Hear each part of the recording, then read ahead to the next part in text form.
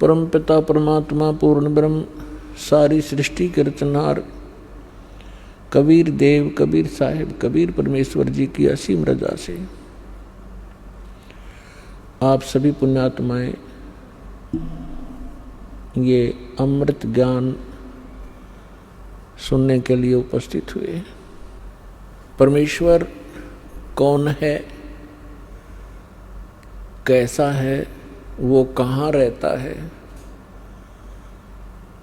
और वो कैसे प्राप्त होता है, ये जीव कहाँ से आया था, इसका उद्देश्य क्या है यहाँ जीने का, मृत्यु क्यों हो रही है, जन्म क्यों हो रहा है। हम आजीवन अपने परिवार के पोषण में अपना कोई मकान महल बनाने में कितनी लगन से लगे रहते हैं, उसके प्रति हमारा कितना अट्रैक्शन होता है, कितना लगाव होता है, और एक पल के अंदर मृत्यु होती है, हाहाकार मच जाता है। कितने ही प्रिय परिवार के सदस्य हों, तुरंत त्याग कर चला जाता है। ये कैसा जीवन है, हम इससे ऊब नहीं रहे, हम इससे थके नहीं हैं जन्म और मृत्यु से, क्योंकि हमें ज्ञान प्राप्त नहीं हुआ कि इस जन्म और मृत्यु के इस दीर्घ रोग का भी कोई विकल्प है, इससे छुटकारा हो सकता है। और जिन अज्ञानियों ने मोक्ष की परिभाषा बताई वो बिल्कुल यथार्थता के विपरीत थी। क्या कहते थे, कुछ तो ये कहते हैं कि जन्म मृत्यु तो बनी ही रहेगी, इसका कोई विकल्प नहीं है, ये तो यूनिवर्सल है, ये जो सच्चाई है यूनिवर्सल ट्रूथ है, उसको ये मानते हैं और इसमें कोई परिवर्तन नहीं हो सकता। कुछ एक मोक्ष की जो परिभाषा बहुत ही भिन्न और सुपीरियर बताते थे, वो क्या कहते थे कि आत्मा का ब्रह्म के अंदर लीन हो जाना, जिसे ब्रह्मलीन कहते थे, ये पूर्ण मोक्ष है। और कुछ एक ये कहते थे परमात्मा जो है, परमात्मा केवल प्रकाश है। ये तो विधान रहा जब तक परमात्मा कबीर जी कलयुग में अपना ज्ञान देने के लिए नहीं आए। उसके बाद परमात्मा ने आकर के खुद अपनी अमृत वाणी में यथार्थ अध्यात्म मार्ग और यथार्थ भक्ति विधि बताई और अपने निज स्थान का ज्ञान कराया। हम कहाँ रहते थे, हम कौन हैं, कहाँ से आए थे, हम इस जन्म और मृत्यु के कष्ट को क्यों उठा रहे हैं, हम ऐसे लोक में रह रहे हैं जहाँ कोई जीव स्थायी नहीं है। यहाँ के राजा नासवान, प्रजा नासवान होनी ही थी, यहाँ के भगवान नासवान, तो जीव अन्य प्राणियों का फिर क्या अस्तित्व। तो उस परमेश्वर ने जब तक ये अपना निज स्थान सतलोक सचखंड नहीं बताया था और उससे परिचित कुछ महापुरुषों को नहीं कराया था, तब तक हम केवल ब्रह्म को ही अंतिम ब्रह्म प्राप्ति अंतिम उपलब्धि मानते थे। और हम अधिकतर अपने विष्णु जी और शंकर भगवान को, विष्णु भगवान जी को हम सर्वेश्वा मानते थे। सर्वेश्वर महेश्वर अजरो अमर हैं, इनका कोई माता पिता नहीं है। केवल ब्रह्मा जी को नासवान कहा करते थे ये हमारे नकली धर्मगुरु विष्णु जी और शंकर जी को अजरो अमर मृत्युंजय कालज्य सर्वेश्वर महेश्वर बताया करते थे। परमात्मा के ज्ञान को सुनकर एक नकली पंथ चला राधा स्वामी, और उस राधा स्वामी पंथ वालों ने, जो राधा स्वामी पंथ के प्रवर्तक माने जाते हैं, कहे जाते हैं श्री शिवदयाल जी, पन्ना गली आगरा वाले, उन्होंने परमात्मा की डेफिनेशन कैसी बताई? मूर्खों को भी हंसी आवे। उस परम धनी की बताई डेफिनेशन को यदि आपको अभी सुनाएं, दिखाएंगे, और उस अज्ञानी के पीछे करोड़ों की संख्या में बोली आत्मा लग गई उसको परम संत मान के, क्योंकि उसने कुछ पहले से भिन्न ज्ञान दिया अध्यात्म। उसने क्या बताया कि सतलोक है, ऊपर 4 लोक। कबीर परमात्मा का एक शब्द है, करने नो दीदार महल में प्यारा है।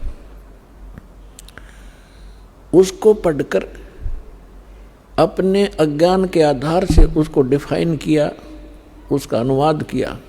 उसमें पढ़कर के उसने क्या सुनाया कि एक सतलोक है, फिर अलख लोक है, फिर अगम लोक है, फिर अकय अनामी लोक है। उसके बाद फिर उसके अनुयायियों ने क्या बनाया कि सतलोक है, अलख लोक है, अगम लोक है, अनामी लोक है, और उससे ऊपर साडा राधा स्वामी लोक है। यानी और 5वां गढ़ दिया उन्होंने अपनी अज्ञानता के कारण। और श्री शिवदयाल जी को वो राधा स्वामी कहने लग गए, क्योंकि श्री शिवदयाल जी की धर्म पत्नी का नाम नारायणी देवी था। उसको प्यार से लोग, अन्य श्रद्धालु राधा जी कहा करते थे, और शिवदयाल जी को श्री कृष्ण माना करते थे। इसलिए श्री शिवदयाल जी को राधा स्वामी कहने लगे। जैसे कोई उमा स्वामी कहता है, उमा स्वामी, उमा का स्वामी कौन? भगवान शंकर। उमा स्वामी जो है, उमा स्वामी कहने का तात्पर्य है श्री शंकर जी को संबोधित कर रहा है वो व्यक्ति जो उमा स्वामी कह रहा है, यानी उमा का पति। राधा स्वामी, ये राधा का पति श्री शिवदयाल जी थे। अब श्री शिवदयाल जी क्या थे? श्री शिवदयाल जी कैसा अध्यात्म ज्ञान रखते थे और क्या उनकी भक्ति विधि थी? पुण्यात्मा, दास को रोना आता है कई बार कि ऐसे मूर्ख आदमी के पीछे और ऐसे एजुकेटेड व्यक्ति फंसे पड़े, क्योंकि उन्होंने उस राधा स्वामी को, शिवदयाल जी को परम धनी और पहुंचा हुआ मान लिया कि अध्यात्म मार्ग में ये बहुत ऊंचे पहुंच गए, और जिस कारण से उन्होंने कोई भी ऑब्जेक्शन नहीं किया। क्योंकि जैसे डॉक्टर होता है, अब डॉक्टर की पढ़ाई अलग है, इंजीनियरिंग की पढ़ाई अलग है। अब इंजीनियर चाहे चीफ इंजीनियर हो, वो रोगी हो जाता है और कहीं उसको बोर्ड मिलता है डॉक्टर, तो उसके पास चला जाता है और उसने अच्छी उपाधि लगा रखी हो, MBBS, MD, फलाना, सर्जन, तो फिर तो कहना ही क्या। अब वो चीफ इंजीनियर उसके डॉक्टर समझकर जाता है, उसको जो भी वो टैबलेट देता है वो खाता है, राहत मिले ना मिले उसके भाग की बात है। यदि वो डॉक्टर है तो राहत मिलेगी, डॉक्टर नहीं है तो उस चीफ इंजीनियर को ये कोई वो नहीं होगा कि ये डॉक्टर नहीं है, क्योंकि उसकी पढ़ाई और मेडिसिन के बारे में अननोन है, अनभिज्ञ है। ठीक इसी प्रकार इस ग्रुप के अंदर जैसे हाईली एजुकेटेड व्यक्ति भी हैं, जैसे IAS, IPS, कर्नल, मिलिट्री के जो कर्नल, लेफ्टिनेंट, तहसीलदार, SDM, जज। अब उन्होंने वो पढ़ाई अलग पढ़ी हुई है और ये अध्यात्म पढ़ाई भिन्न है। इन्होंने इसको राधा स्वामी के पंथ के प्रवर्तक को, श्री शिवदयाल जी को, एक महापुरुष और पहुंचा हुआ संत मान कर समर्पण कर रखा है। इन्होंने जो ज्ञान दिया है वो सही होगा, क्योंकि ये इसी मार्ग के व्यक्ति हैं। अपने आत्माओं, डॉक्टर की इक्वेशन को, डॉक्टर की मेडिसिन को डॉक्टर ही बता सकता है ये उस रोग की है कि नहीं है। और दूसरी पहचान उसकी होती है कि जिस रोग की मेडिसिन होती है वो कहीं ना कहीं बुक के अंदर भी लिखी होती है। तो जैसे कोई एक व्यक्ति बताता है कि इस रोग की टेबलेट ये होती है, दूसरा बताता है कि नहीं ये होती है, तो उनका फैसला किया जाता है कि उसमें कौन सा साल्ट है और इस रोग में कौन सा साल्ट काम करता है। तो डॉक्टर ही उसकी पहचान बताते हैं, और फिर भी नहीं कोई तसल्ली होती है, सब यकीन होता है, तो उस बुक से मेल किया जाता है कि देखिएगा ये मेडिसिन है और इसके गुण धर्म है, तब फैसला होता है। तो ठीक इसी प्रकार ये दास भी एक आध्यात्मिक टीचर है, और जितने भी धर्मगुरु हैं ये सभी आध्यात्मिक टीचर वर्तमान के कहलाते हैं। कोई सतगुरु कहलाता है, कोई मंडलेश्वर बना हुआ है, कोई आचार्य, कोई शंकराचार्य, ये सभी आध्यात्मिक गुरु हैं। अब जो व्यक्ति अपने सिलेबस से परिचित नहीं है, सिलेबस यानी पाठ्यक्रम से, तो वो टीचर नहीं है। बेशक से वो भोले विद्यार्थी उसको अध्यापक और टीचर कहते रहे, यदि वो अपने सिलेबस से परिचित नहीं है तो वो टीचर नहीं है। तो जितने भी अपने धर्म गुरु हुए हैं, विशेषकर हिंदू धर्म से हम खूब परिचित हैं, और जितने भी आज तक ऋषि महर्षि हुए हैं, इंक्लूडिंग ब्रह्मा विष्णु महेश, जिनको हम भगवान मानकर पूजा किया करते थे, इनको भी अध्यात्म मार्ग नहीं है।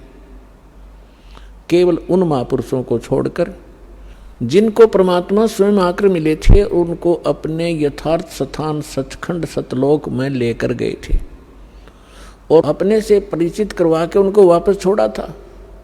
वो महापुरुष कौन कौन है? आदरणीय धर्मदास साहिब जी, आदरणीय मलुकदास साहिब जी, आदरणीय नानक देव साहिब जी जो सिख धर्म के प्रवर्तक माने जाते हैं, आदरणीय दादू साहिब जी, आदरणीय गरीबदास साहिब जी गांव छुडानी जिला जज्जर हरियाणा वाले, आदरणीय घीसा दास साहिब जी गांव खेखड़ा और जिला अब बागपुर हो गया है, पहले मेरठ था, ये उत्तर प्रदेश वाले, आदरणीय स्वामी रामानंद जी काशी वाले, बनारस वाले। इन महापुरुषों को परमात्मा सीधे मिले जैसा परमेश्वर का विधान है। वेदों में प्रमाण है कि वो परमात्मा सचखंड में रहता है, ऊपर के लोक में, तेजों में लोक में रहता है।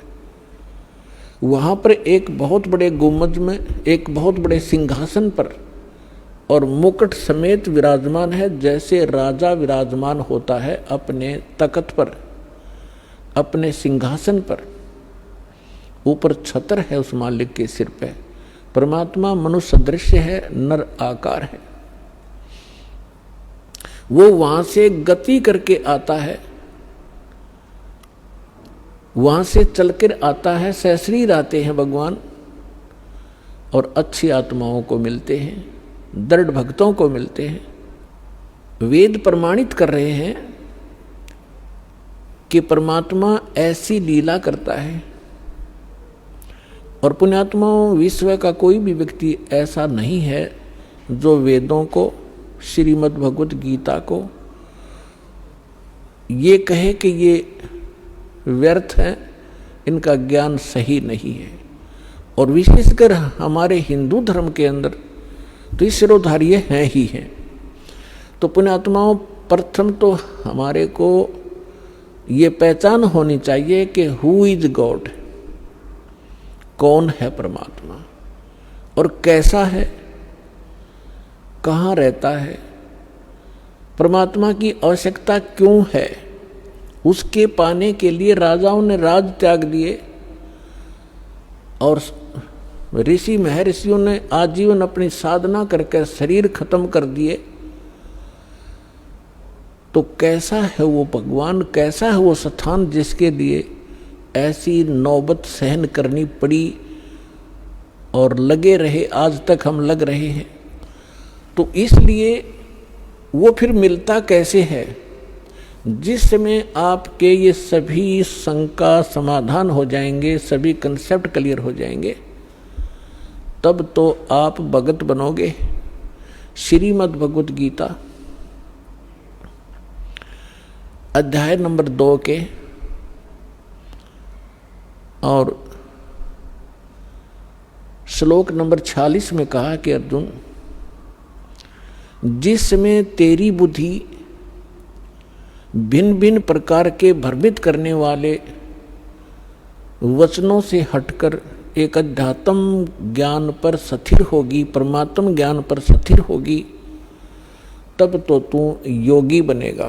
गीता अध्याय नंबर 2 के श्लोक नंबर 53 में है, ये 46 में नहीं, गलती से बोल गया मैं। गीता अध्याय नंबर 2 के श्लोक नंबर 53 में कहा है कि, अब देखिएगा थोड़ा आपके रूप कराते हैं। ये है श्रीमद् भगवत गीता, गीता प्रेस गोरखपुर से प्रकाशित है और जयदयाल गोविंद का इसके अनुवादक है। गीता प्रेस गोरखपुर से प्रकाशित है। इसके अध्याय नंबर 2 के और श्लोक नंबर 53 में क्या लिखा है कि भांति भांति के वचनों को सुनने से विचलित हुई तेरी बुद्धि जब परमात्मा में अचल स्थिर ठहर जाएगी, तब तू योग को प्राप्त हो जाएगा।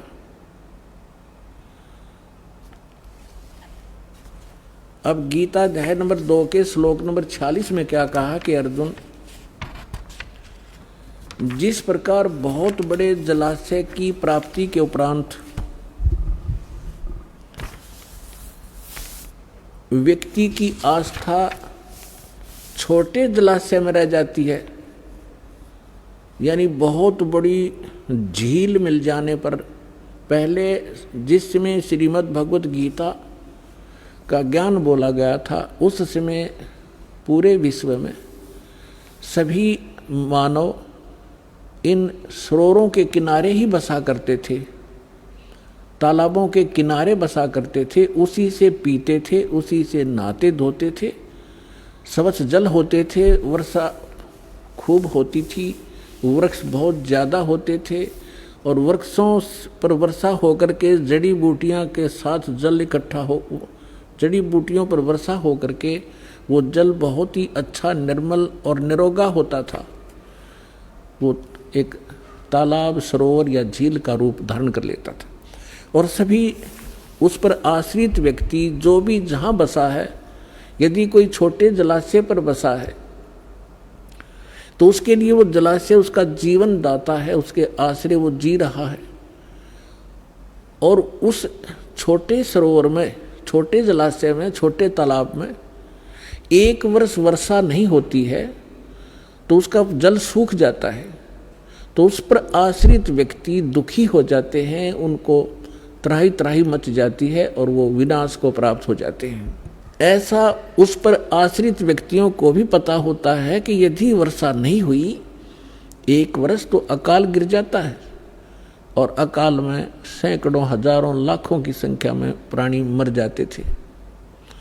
अब गीता अध्याय नंबर 2 का श्लोक नंबर 46 क्या कहना चाहता है, क्या बताना चाहते हैं कि उन व्यक्तियों को जो उस छोटे जलाशय पर आश्रित हैं और उनको कहीं आसपास पता लग जाए कि वहाँ बहुत बड़ी झील है, सरोवर है, और जिसमें 10 वर्ष वर्षा ना हो तो भी जल उसका समाप्त नहीं होता, तो वो व्यक्ति तुरंत उस छोटे जलाशय को त्याग और सरोवर, उस झील के किनारे जाकर जाना पसंद करेंगे, तुरंत चले जाएंगे। अब ये क्या बताना चाहते हैं कि श्रीमद् भगवत गीता हमें एक निर्णायक ज्ञान दे रहे हैं, ये पवित्र सदग्रंथ ये बताना चाह रहे हैं इसके अंदर कि जैसे आप जिन भगवानों पर आश्रित हैं, श्री विष्णु जी, श्री शंकर भगवान जी या अन्य देवी देवता, कोई माता और मसानियों पर, अब जो माता और मसानियों पर है वो तो बहुत नमन सत्र की कहानी होगी। ये 3 देवता माने जाते हैं, श्री ब्रह्मा जी रजगुण, श्री विष्णु जी सतगुण, श्री शिव जी तमगुण। जो इन तक आश्रित हैं तो इनकी क्या स्थिति है, वो कितने सुखी हैं, कितने सुरक्षित हैं। और इनसे ऊपर जिनकी बुद्धि उठी है, अपने आप को ज़्यादा सुपीरियर माना करते थे, वो कहते थे हम ब्रह्म पूजा करते हैं, हम ब्रह्मा विष्णु महेश की पूजा नहीं करते।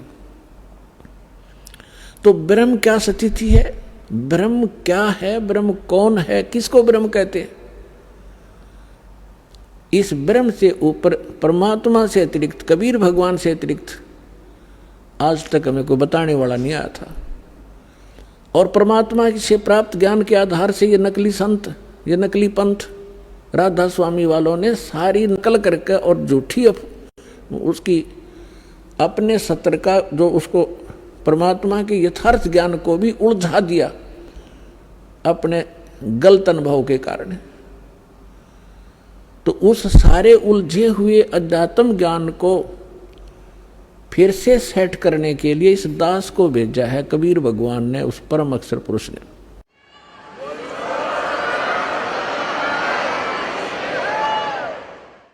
और उसके विषय में परमात्मा ने, कबीर साहब ने कहा कि 9 मन सूत उलझिया, ये ऋषि रहे जखमार, और सतगुरु ऐसा सुलझा दे, उलझे ना दूजी बार। तो अब अध्यात्म ज्ञान को ऐसा सुलझा दिया दास ने कबीर परमात्मा की रजा से, उनके द्वारा दी गई बुद्धि और उनके द्वारा दिए गए सूक्ष्म वेद के ज्ञान से। अब ये कलयुग में अध्यात्म मार्ग को कोई उलझा नहीं सकेगा। भक्ति कोई करियो चाहे ना करियो, और भक्ति करेंगे, क्योंकि भक्ति के लिए तो सभी हम बढ़ते चले गए। पहले हम हिंदू बने, फिर ईसाई बने, फिर मुसलमान बने, फिर सिख बने। हम भगवान के लिए बढ़ते जा रहे हैं। अब राधा स्वामी बने, कोई निरंकारी बने, तो ये हम क्यों बने? क्योंकि परमात्मा के लिए डिवाइड हुए हम। अब फिर एक होंगे, जब ज्ञान एक हो जाएगा, भगवान एक सामने आ जाएगा, हम फिर से एक होंगे। हम मानव हैं, जीव हमारी जाति है, मानव धर्म हमारा, हिंदू मुस्लिम सिख ईसाई कोई धर्म नहीं है न्यारा। ये आपके एक दिन हृदय में जगह बन जाएगी इसकी सच्चाई के साथ। एक तो फॉर्मेलिटी होती है, सच्चाई के साथ आप इसको स्वीकार करोगे कि हम भिन्न नहीं हैं, हम यहाँ के वासी नहीं हैं, हम सतलोक के रहने वाले। अब जो प्रसंग चल रहा है, गीता अध्याय नंबर 2 के श्लोक नंबर 46 में कहा है कि छोटे जलाशय पर कोई आश्रित व्यक्ति है और उसको बहुत बड़ा जलाशय यानी झील प्राप्त हो जाती है, तो उस बड़े जलाशय की प्राप्ति के उपरांत छोटे जलाशय में जैसा प्रयोजन रह जाता है, ठीक इसी प्रकार उस परमात्म ज्ञान की प्राप्ति के उपरांत, उस परमात्म ज्ञान की प्राप्ति के उपरांत, उस परम अक्षर ब्रह्म की यथार्थ मार्ग के, उस अध्यात्म मार्ग की प्राप्ति के उपरांत इन छोटे भगवानों में, अन्य भगवानों में जैसी आस्था रह जाएगी, ऐसी आस्था रह जाएगी जैसे छोटे जलाशय में रह जाती है बड़े जलाशय की प्राप्ति के उपरांत। अब कैसे? जैसे कोई छोटे तालाब पर आश्रित था, उसका अच्छा जल था, स्वस्थ जल था, स्वच्छ जल था, और उससे अपना जीवन निर्वाह कर रहे थे, लेकिन वो पर्याप्त नहीं था, सफिशिएंट नहीं था। उसको मालूम था 1 वर्ष वर्षा नहीं हुई तो त्राही त्राही करके परिवार नष्ट हो जाएंगे। लेकिन वो जल खराब नहीं था, लेकिन पर्याप्त नहीं था। और जब वो झील मिल जाती है, वो जल वैसा उससे भी स्वस्थ है, वो ऐसा ही है, लेकिन वो पर्याप्त है। तो छोटे जलाशय को त्याग कर तुरंत उस दूसरे बड़े जलाशय पर वो व्यक्ति आश्रित हो जाता है। तो इसी प्रकार जब हमें उस परम पिता परमात्मा पूर्ण ब्रह्म सत्य पुरुष की जानकारी होगी और उसकी महिमा का पता चलेगा कि उस परमात्मा की भक्ति और उसकी शरण में आने से हमें क्या क्या लाभ होंगे, और ये भगवानों पर जिन पर हम आश्रित थे उनकी क्या स्थिति है, तो कहते हैं आपकी आस्था फिर इनमें उतनी ही रह जाएगी जैसे बड़े जलाशय प्राप्ति के उपरांत छोटे जलाशय में रह जाती। वो छोटे जलाशय बुरा नहीं लगता, लेकिन वो सफिशिएंट नहीं है, इसलिए उसको त्याग देना ही वो उचित समझता है। ठीक इसी प्रकार इस अध्यात्म मार्ग को गीता अध्याय नंबर 2 के श्लोक नंबर 46 ने समझाने की चेष्टा की है। देखिएगा श्रीमद् भगवद गीता अध्याय नंबर 2 का, ये देखिए गीता अध्याय नंबर 2 और श्लोक नंबर ये 46। सब ओर से परिपूर्ण जलाशय के प्राप्त हो जाने पर छोटे जलाशय में मनुष्य का जितना प्रयोजन रहता है। अब इनकी तो बुद्धि ब्रह्म तक थी ये अनुवादक हैं, ये कहता है कि ब्रह्म को रह जाता है। ब्रह्म को तत्व से जानने वाले ब्राह्मण का समस्त वेदों में उतना ही प्रयोजन रह जाता है। अब वेदों में नहीं, अभी अनुवाद तक में करना आया नहीं, इनको अकल थी नहीं कि ये वेद ये ज्ञान बोल कौन रहा है, इनको ये नहीं मालूम था आज तक। इसका ये अर्थ बनता है कि जब परमात्मा जैसे छोटे जलाशय पर आश्रित व्यक्ति को सब ओर से परिपूर्ण जलाशय यानी कंप्लीट इन ऑल रेस्पेक्ट बहुत बड़ा मिल जाता है, तो उसका उतना ही प्रयोजन रह जाता है जैसे जिन ब्रह्म लिखा है वो परम अक्षर ब्रह्म है। उस परम अक्षर ब्रह्म की प्राप्ति के ज्ञान के उपरांत इन छोटे देवताओं में जैसे आस्था जीव का प्रयोजन रह जाता है, ऐसा ही रह जाता है जैसे बड़े जलाशय की प्राप्ति के उपरांत छोटे जलाशय में रह जाता है। अपने आत्माओं, सबसे पहले हमने ये देखना होगा कि परमात्मा को कैसे पहचाने। परमात्मा हमने सुना कहाँ से? हमारे धर्म गुरुओं से। हमारे धर्म गुरु क्या बताते थे कि हम वेदों से ज्ञान दे रहे हैं, हम श्रीमद् भगवत गीता से आपको बता रहे हैं, हम पुराणों से आपको ज्ञान दे रहे हैं। तो आज तक हम हिंदू धर्म में जन्मे प्राणी अपने इन सदग्रंथों को सत्य मानते आ रहे हैं कि हमारे धर्मगुरु पुराणों से, गीता से और वेदों से, पवित्र सदग्रंथों से, इन्हीं से हमें ज्ञान बताते आए। उस समय हम शिक्षित नहीं थे, हमारे पूर्वज शिक्षित नहीं थे। शिक्षा प्राप्त करने का केवल एक वर्ण को अधिकार था, ब्राह्मणों को, और समाज ने उन ब्राह्मणों को ये छूट दे दी थी कि आप इन वेदों को, सदग्रंथों को समझो और फिर समझकर हमें बताओ, फिर हम जो इनमें मार्गदर्शन है हमें समझाओ, हम फिर उसी तरह अपना जीवन निर्वाह करें और उसी तरह हम भी परमात्मा की भक्ति करें। और उसके लिए उनको फ्री छोड़ दिया कि हम तुम्हें दक्षिणा दिया करेंगे, आप अपना निर्वाह भी चलाओ उनसे और सदग्रंथों को अच्छी गहनता से जानो और फिर हमें बताओ। वो टीचर बनाए थे। अब उन धर्मगुरुओं ने जैसा ज्ञान समझा वो भी आपको प्राप्त है। आपको कैसा बता रखा है? ब्रह्मा विष्णु महेश को सर्वेश्वर, इनके कोई माता पिता नहीं, इनकी कोई जन्म मृत्यु नहीं होती, ये सर्वेश्वर हैं। और कुछ एक ने क्या बताया कि ब्रह्म सुप्रीम पावर है। ब्रह्म अपने आत्माओं, ये तो बच्चों की व्याख्या थी, अनजान बालकों की दंत कथा, लोक वेद सुना सुनाया अज्ञान भरा हुआ था ये सारा। अब पहले तो आपको दिखाते हैं कि ब्रह्मा विष्णु महेश का जन्म मृत्यु होता है, इनके माता पिता हैं। विशेषकर हिंदू धर्म कंप्लीटली इन दो देवताओं पर आश्रित है, श्री विष्णु जी और श्री शंकर जी। उसके बाद तो फिर जैसे भी हमें ज्ञान मिलता गया, बिखरता गया, कोई हनुमान पूज रहा है, कोई शेरा वाली का चिपट रहा है, कोई और काली माई का ही लगा हुआ है पूजा में, और फिर और नीचे सत्र में आगे हम खेत अपने कहीं 4 ईंट लगाई उसमें मत्था टेकन लाएंगे, या कोई मंदिर मस्जिद गुरुद्वारे बना के वहाँ परमात्मा खोजने लगे। लेकिन मुख्य रूप से हिंदू धर्म के लोग श्रद्धालु श्री विष्णु जी और श्री शंकर जी को सुप्रीम मानकर पूजते रहे। और हमें यह बताया गया था इनके कोई माता पिता नहीं, केवल ब्रह्मा जी की मृत्यु बताते थे। आयु फिक्स थी कि 100 वर्ष की आयु होती है, फिर अपने आप पैदा हो जाता है। और ये तीनों देवता स्वयंभू हैं, ऐसी बकवाद सुना रखी थी हमारे को।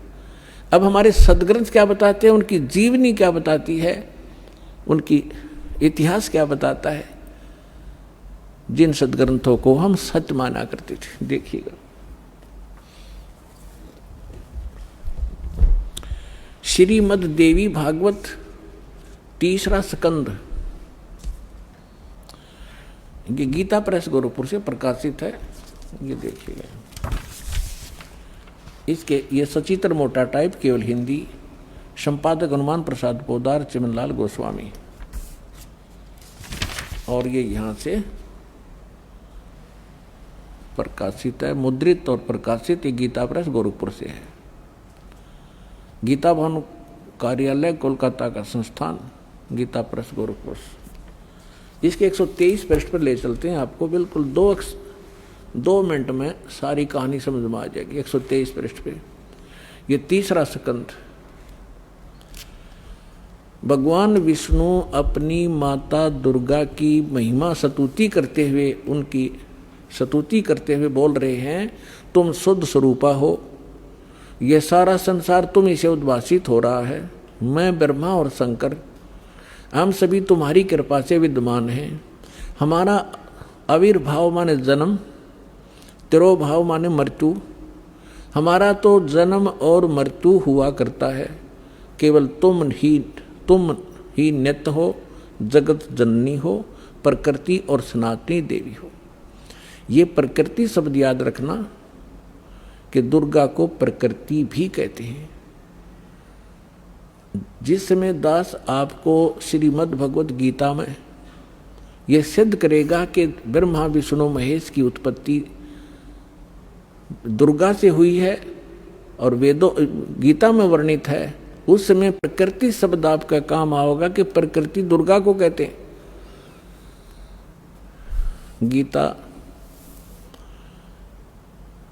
गीता के अंदर 2 प्रकृति बताई है। एक तो जड़, जैसे ये अग्नि वायु हवा आदि, और एक चेतन ये दुर्गा प्रकृति है। तो इसलिए कहते हैं तुम आप ही प्रकृति हो। और फिर भगवान शंकर क्या कहते हैं, देखिएगा। भगवान शंकर बोले, देवी यदि महाभाग विष्णु तुम ही से प्रकट हुए हैं, उनके बाद उत्पन्न होने वाले ब्रह्मा भी तुम्हारे बालक हुए, फिर मैं तमोगुणी लीला करने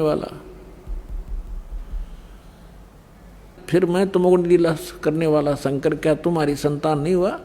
अर्थात मुझे भी उत्पन्न करने वाली तुम ही हो शिवे। संपूर्ण संसार की सृष्टि करने में तुम बड़ी चतुर हो। इस संसार की सृष्टि, स्थिति और संहार में तुम्हारे गुण सदा समर्थ हैं। उन्हीं तीनों गुणों से उत्पन्न हम ब्रह्मा विष्णु एवं शंकर नियमानुसार कार्य में तत्पर रहते हैं। अपनात्माओं, इस पवित्र पुराण के चंद पंक्तियों ने 4-5 कंसेप्ट क्लियर कर दिए। नंबर 1, ब्रह्मा विष्णु महेश की जन्म मृत्यु होती है, ये अविनाशी नहीं है। दूसरा ये कर दिया कि दुर्गा प्रकृति को कहते हैं। तीसरा ये हो गया कि प्रकृति दुर्गा इनकी माँ है, और चौथा ये हो गया कि रजगुण ब्रह्मा है, सतगुण विष्णु, तमगुण शिव जी, और पांचवा ये हो गया कि ये भगवान केवल वर्क डन दे सकते हैं, जैसा जिसका कर्म है इसमें ये कोई परिवर्तन नहीं कर सकते। ये इससे सिद्ध हो गया। अब ये सिद्ध हो गया कि ब्रह्मा विष्णु महेश नासवान है। अब जो भगवान नासवान हैं और हम उनकी पूजा करते हैं तो हम भी नासवान हैं, क्योंकि हम वहीं जाएंगे जहां उनका लोक है। ब्रह्मा जी का उपासक ब्रह्मा जी के लोक में, विष्णु जी का उपासक विष्णु जी के लोक में, शिव जी का उपासक शिव जी के लोक में। और ये भगवान नासवान है और इनकी भी मृत्यु होगी, इनका लोक भी नाश होगा, तो फिर हम भी गए जन्म मृत्यु में। यानी हमें कंप्लीट मोक्ष नहीं हुआ, संपूर्ण मोक्ष नहीं हुआ। कौन सा मोक्ष? श्रीमद् भगवत गीता अध्याय नंबर 15 के श्लोक नंबर 1 से 4 में कहा है कि ये ऊपर को जड़ और नीचे को तीनों गुण रूपी शाखा वाला संसार रूपी वृक्ष है, और जो संत इसके सभी पार्ट्स को विभिन्न विभिन्न बता देगा वह तत्वदर्शी संत है, वेद के तात्पर्य को जानने वाला है। फिर बताया है कि उसके पश्चात गीता अध्याय नंबर 15 के श्लोक नंबर 4 में कहा है, जब तत्वदर्शी संत मिल जाए उसके पश्चात परमेश्वर के उस परम पद की खोज करनी चाहिए जहां जाने के बाद साधक लौटकर कभी संसार में नहीं आते।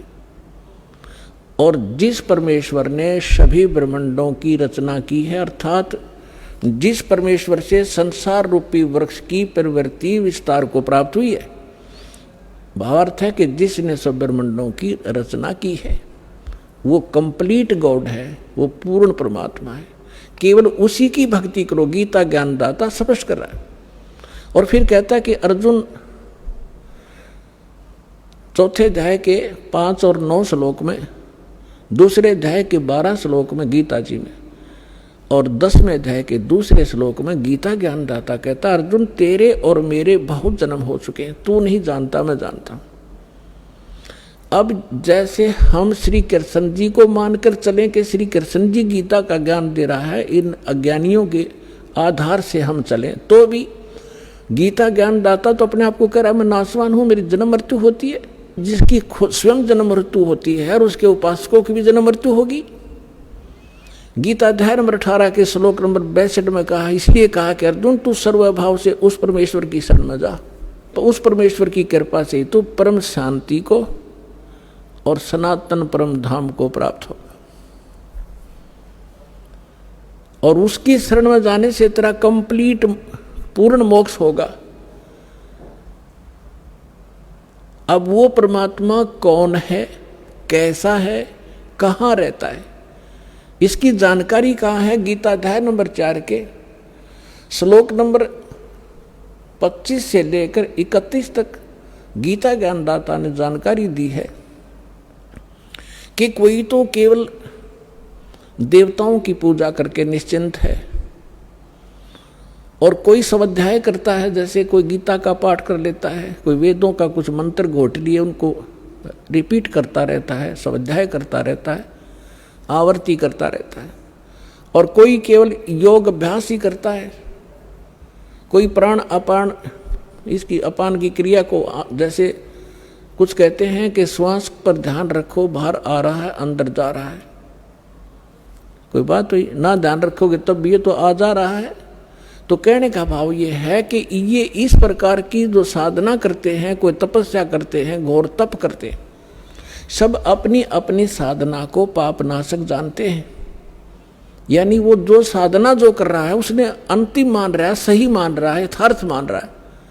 फिर तुरंत कहा चौथे अध्याय के 32वें श्लोक में कि अर्जुन इन यज्ञों यानी धार्मिक अनुष्ठानों की जानकारी उस सच्चिदानंद घन ब्रह्म ने, सच्चिदानंद घन ब्रह्म ने, यानी पूर्ण परमात्मा ने, परम अक्षर ब्रह्म ने स्वयं आकर बताई है अपनी अमृत वाणी में बोल के, अपने मुख कमल से बोलकर जो वाणी कही है वो सच्चिदानंद घन ब्रह्म की वाणी कहलाती है, कबीर वाणी है वो।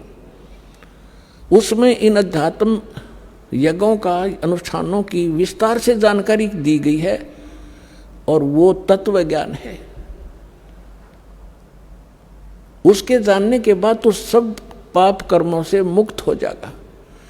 अब चौथे अध्याय के 34वें श्लोक में कहा कि अर्जुन, उस तत्व ज्ञान को जो सच्चिदानंद घन ब्रह्म स्वयं अपने मुख कमल से आकर बोलता है, वो तत्व ज्ञान है। अपनी अमृत वाणी में बोलता है, अपने मुख से बोलता है, वो तत्व ज्ञान है। उस तत्व ज्ञान को तू तत्वदर्शी संतों के पास जाकर समझ।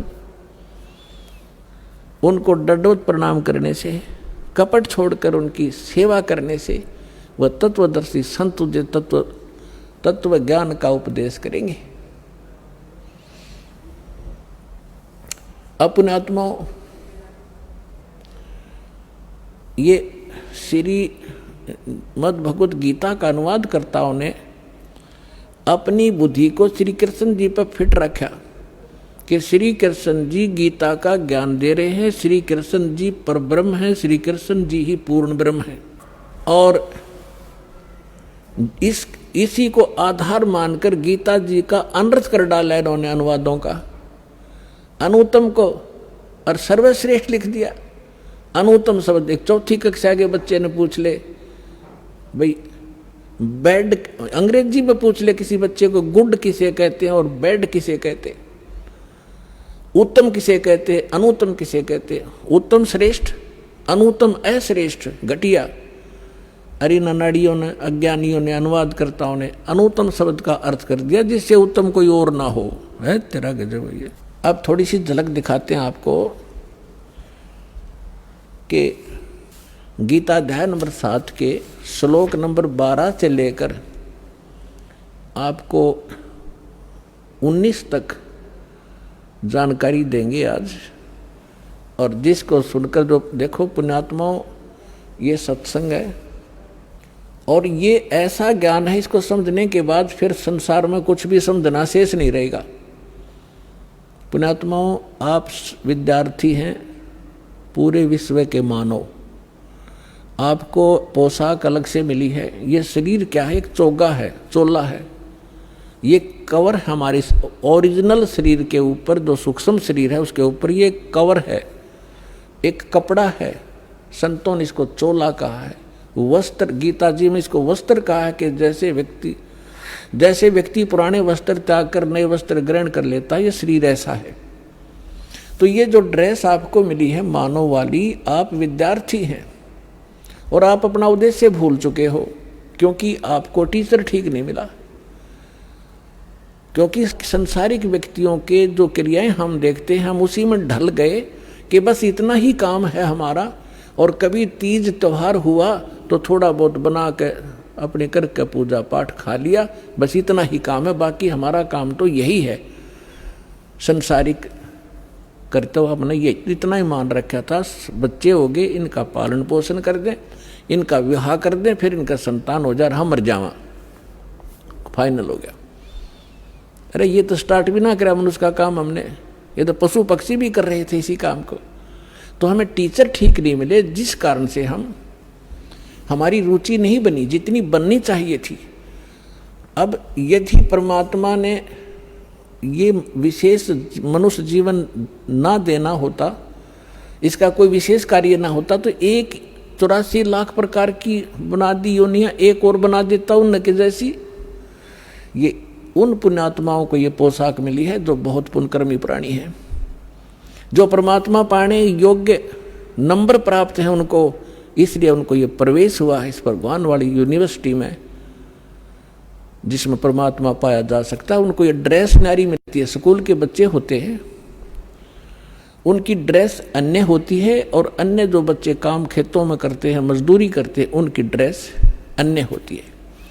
इसी प्रकार आप विद्यार्थी हैं और आध्यात्मिक गुरु जो होते हैं ये टीचर होते हैं। और टीचर का काम होता है कि सिलेबस पढ़ावे, अपनी लोक वेद दंत कथा नहीं सुनाओ बच्चों को। वो तो दुश्मन होता है उनका जो सिलेबस से हटकर ज्ञान देता है। तो आज तक जितने भी हमारे धर्म गुरु थे उन महापुरुषों को छोड़ जिनको भगवान मिले हैं, जिनके शुभ नाम दास ने पहले बता दिया आपको। बाकी सभी हमें लोक वेद सुना रहे थे, गीता अपने सदग्रंथों से हटकर ज्ञान सुना रहे थे। अब दास आपको सुनाना जा रहा है 7वें अध्याय में स्पष्ट लिखा है गीता ज्ञानदाता ने कि अर्जुन अब मैं तुझे ऐसा ज्ञान सुनाने जा रहा हूं जिसको सुनकर, जिसको जानकर फिर इस संसार में कुछ जानना शेष नहीं रहेगा। अब देखिएगा, अब इससे पहले थोड़ा सा कंसेप्ट ये क्लियर करता हूं।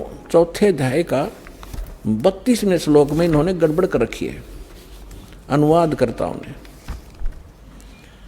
ये देखिएगा 4थे अध्याय का 32वां श्लोक, ये है श्रीमद् भगवद गीता, गीता प्रेस गोरखपुर से प्रकाशित है। जयदयाल गोविंद का इसके अनुवादक हैं। और ये अध्याय नंबर 4 का और श्लोक नंबर 32। इसमें देखिएगा एवं बहुविधा यगा वितता, ये ब्रह्मणे शब्द है, ब्रह्मणे मुखे, ब्रह्मणे मुखे। आप एजुकेटेड हैं पुण्यात्माओं, परमात्मा ने आपको शिक्षा इसलिए दी है कि आप भगवान को पहचानने में सक्षम हो जाए।